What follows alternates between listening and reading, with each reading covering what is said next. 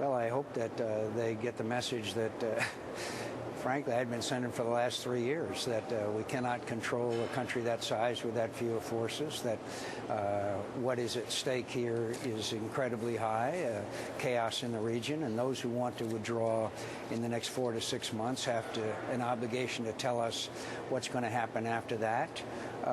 And I believe that we can, and it's possible for us to prevail if we practice the classic counterinsurgency methodology which has worked in the past. You clear, hold, and build. We've cleared. We didn't have enough to hold.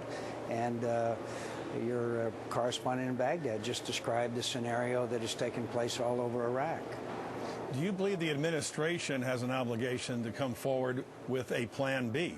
That if this doesn't work, if the president says to Prime Minister Maliki, either you stop the sectarian violence or else, what's the or else?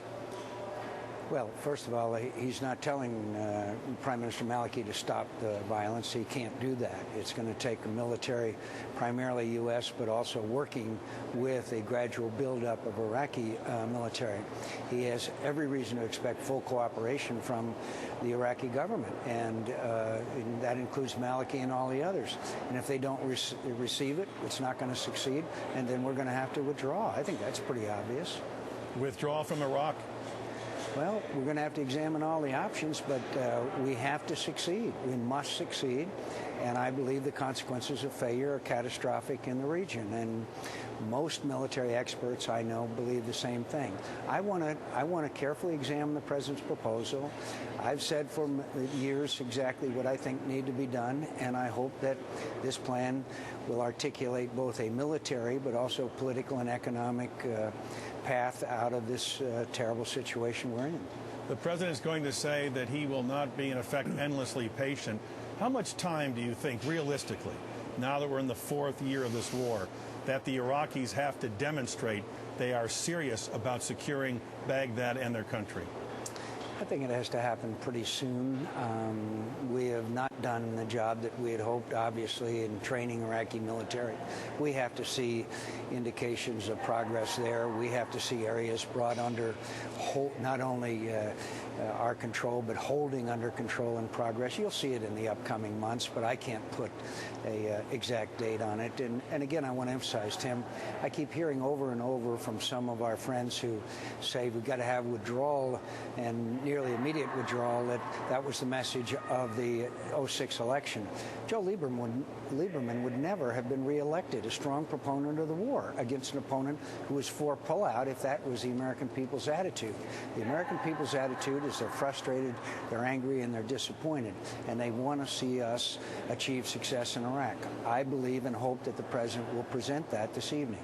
Also, the ones who want us, quote, out, they have an obligation, as I said, to tell us what we do when chaos ensues in the region, which is the obvious result, because this government in Iraq cannot stand by itself today. I think we all agree on that.